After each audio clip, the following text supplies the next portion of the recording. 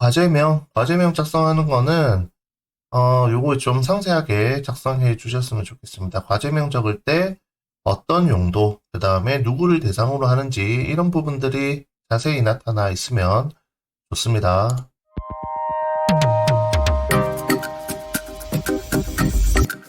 안녕하세요. 리서치 헬퍼 박 대표입니다. 오늘 알아볼 사업은 창업성장 기술개발 사업, 이 디딤돌 사업에 대해서 이제 접수 모집하고 있어서 어떤 내용으로 접수해야 되는지 이거에 대해서 한번 살펴보도록 하겠습니다.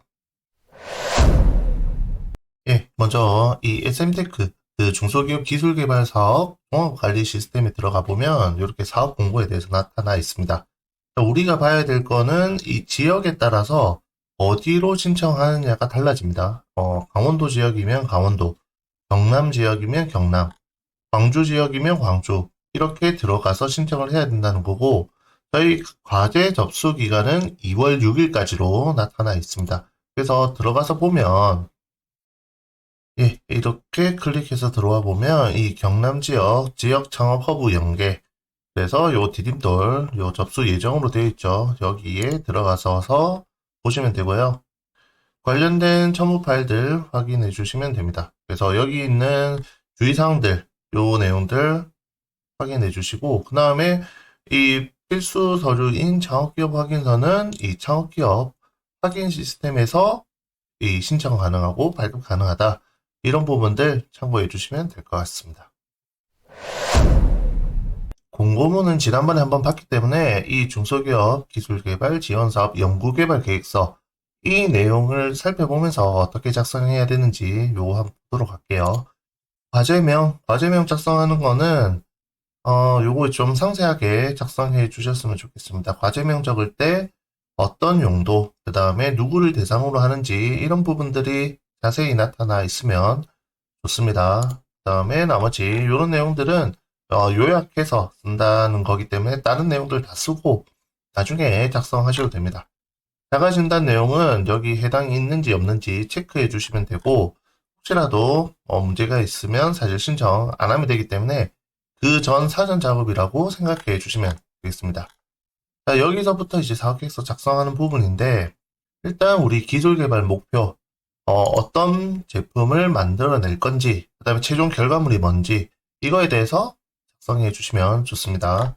그 다음에 특화 분야를 선택하게 되면 우리가 이 특화 분야에 맞춰가지고 어떤 부분이 이 부합되는지 설명해 달라고 한 부분들 만족시켜주면 되는데 이런 내용들은 삭제하고 이렇게 작성해 주시면 좋습니다.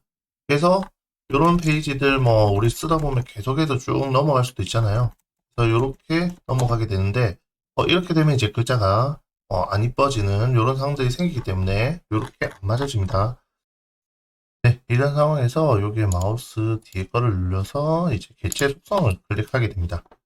네, 개체 속성을 클릭하게 되면 이렇게 표 형태가 뜨게 되는데 우리가 해야 될 거는 여기 있는 글자처럼 지급을 해제해 주시고 그 다음에 여기 맨 마지막에 표에 보면 나눔이라고 있습니다. 이 나눔으로 해주게 되고 그 다음에 설정을 해주시게 되면 이렇게 기존의 페이지 이어서 이런 형태로 나타날 수 있습니다. 그래서 이런 작업들 꼭 해주시면 이 정리하는 형태가 잘 갖춰질 거라고 생각이 듭니다. 네, 그 다음에 연구개발 방법에 대해서는 최대 4페이지, 4페이지까지 하라고 되어 있는데 이 R&D 결과의 검증 방법과 계획에 대해서는 반드시 포함하라고 되어 있습니다. 네, 이걸 작성하는 방법은 이 연구개발 목표, 우리 첫 번째 페이지에 적었죠. 최종 목표가 뭔지, 그 다음에 우리가 사업비를 써서 뭘 만들 건지를 구분해 주시는 작업들을 해주는 게 좋습니다. 그래서 구분하고 첫 번째 목표를 달성하기 위해서 어떤 절차가 있는지, 두 번째 목표를 달성하기 위해서 어떤 절차가 있는지, 그런 부분들을 다 더해서 우리 최종적인 결과가 어떻게 나왔다, 그거를 어떻게 검증하겠다라는 과정들을 나타내면 되고, 이 성능지표 측정 방법에 대해서는 이렇게 KPI라고 하는데, 항목에 대해서 작성해주고, 여기 어떤 결과가, 그 다음에 비중, 그 다음에 뭐 어떤 목표를 달성할 건지, 그 목표 달성에 대한 근거를 적어주고, 그 근거가 어떤 식으로 평가되는지 이 내용들을 작성해 주시는 게 좋습니다. 이 성능지표 작성하는 방법은 따로 한번 해드려야 될 것 같아요. 요거에 대해서는 따로 영상 찍어서 업로드 하도록 하겠습니다. 자, 그 다음에 이제 또 선행 연구 개발. 선행 연구 개발은 없으면 미기재라고 되어 있는데, 그동안 우리가 이거를 개발하기 위해서 해왔던 노력들, 내부적으로 회의한 것도 괜찮고요. 뭔가 다른 지원 사업들 받거나 컨설팅을 받거나 이런 모든 것들을 적어주시면 됩니다. 최대 한 페이지까지 적어주시면 되고, 그 다음에 이 본 과제 수행 시 선행 연구 개발 결과를 어떻게 활용할 건지 이거에 대해서 작성해 주시면 되고, 혹시나 다른 지원 사업을 받았다. 그 지원 사업과 이 사업이 똑같은 거 제품을 개발한다라고 하면 지원 안 해줍니다. 혹시라도 똑같은 거 지원받아가지고 또 신청한다. 그러면 여기 안 들키기 위해서 우리가 여기 이 계획서 상에 나타나지 않는다고 하더라도 나중에 이게 중복 지원을 받는다는 게 확인이 되게 되면 다시 정부 지원 사업들을 할 수 없기 때문에 이런 내용들 좀 고려해서 생각을 해주시면 좋을 것 같아요. 그 다음에 이제 연구팀, 우리 연구개발 역량에 대해서 팀이 어떻게 돼 있는지, 그 다음에 연구원들은 뭐 했던 사람인지, 그 다음에 참여 기간은 누가 있는지, 그 다음에 뭐 관련 특허 이런 것들이 있는지 적어달라는 부분인데, 우리가 이제 연구원이 몇 명 있어야지 지원받을 수 있는지 많이 물어보세요. 연구원 한 명 있으면 됩니다. 한 명보다 더 많으면 많을수록 좋고요.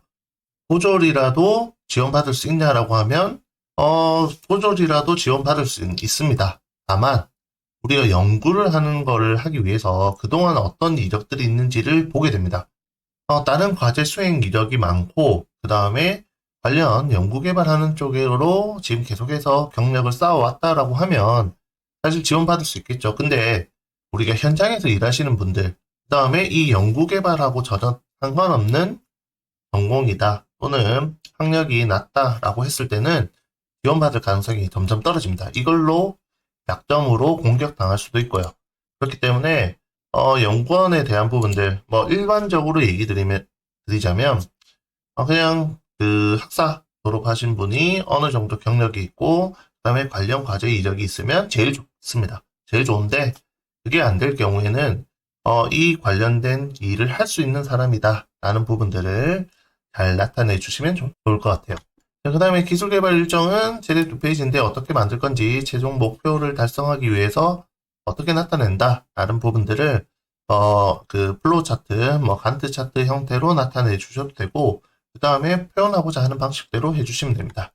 자, 사업비 어떻게 사용할 건지 일단 지원금은 어떻게 쓰고 그 다음에 우리 민간부담금은 어떻게 쓰고 그 다음에 이 모든 내용들에 대해서 어떻게 운영할 건지 이 위에 있는 기술개발 일정과 합쳐서 진행해 주시면 됩니다. 그래서 연구비가 아예 나는 마음대로 쓰겠다.